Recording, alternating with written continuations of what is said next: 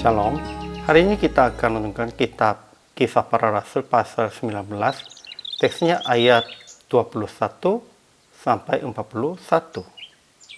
Paragraf yang pertama, ayat 21 sampai 22. Paulus siap akan pergi ke Makedonia, Akaya, Yerusalem, dan sampai Roma. Paragraf yang kedua, ayat 23 sampai 41. Orang-orang Efesus mempersoalkan ajaran Paulus dan mengacaukannya. Tetapi paniter kota menenangkan orang banyak dan membubarkan kumpulan rakyat itu. Kesimpulan hari ini, setelah terjadi peristiwa penyerangan roh jahat terhadap dukun-dukun dan pembakaran kitab-kitab sihir, orang-orang Efesus semakin percaya kepada Tuhan dan bertobat. Maka Paulus yakin bahwa ia harus siap-siap untuk pindah ke tempat lain. Sehingga dia rencanakan perjalanan ke Makedonia, Akaya, selanjutnya ke Yerusalem dan sampai Roma.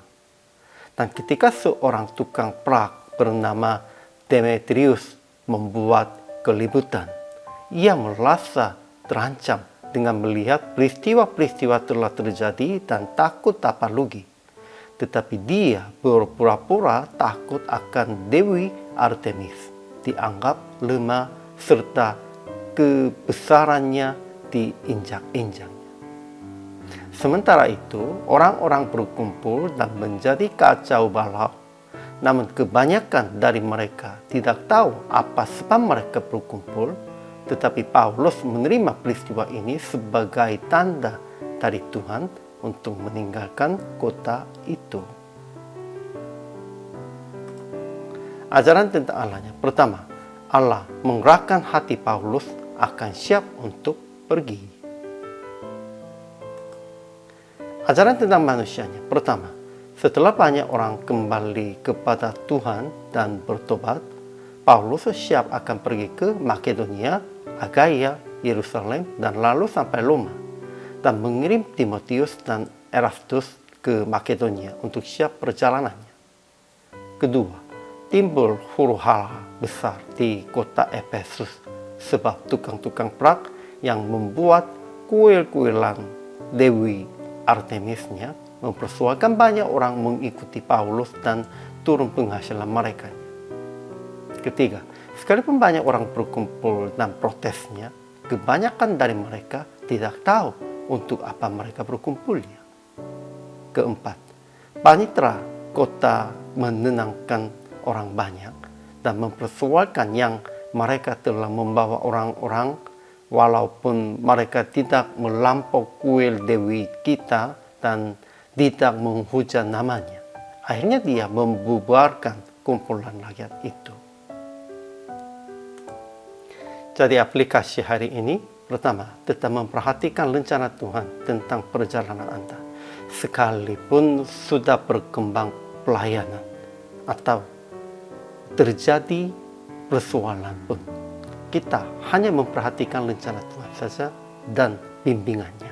Kapan kita harus pergi, kapan dan kepada siapa dan kemanapun kita harus perginya. Kedua, pasti ada orang-orang yang menimbulkan persoalan sebab perkembangan pelayanan, tetapi jangan bimbangnya. Hanya mendengar rencana Tuhan dengan di dalam persoalan itu. Memang ada orang itu, tetap ada, pasti ada. Namun, karena mereka bimbang, itu tidak usahlah. Melalui itu, kita hanya mendengar rencana Tuhan saja. Ketika menjadi pendamai pada waktu orang banyak berkumpul dan menjadi hatinya panas. Memang ada hal yang demikian itu, namun kita harus mengertinya. Sebagian besar orangnya tidak tahu alasannya, kenapa mereka begitu libun-libunnya. Pada waktu itu, kita harus menjadi pendamainya untuk mereka itu turunkan protesnya dan menjadi damainya.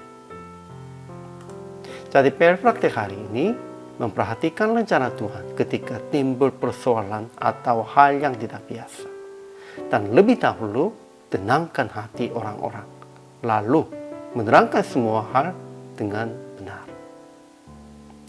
Hari ini juga bisa tanggung jawabnya dengan benar. Semuanya bisa menerangkannya semua hal. hari ini juga selama melayani. Tuhan Yesus memberkati.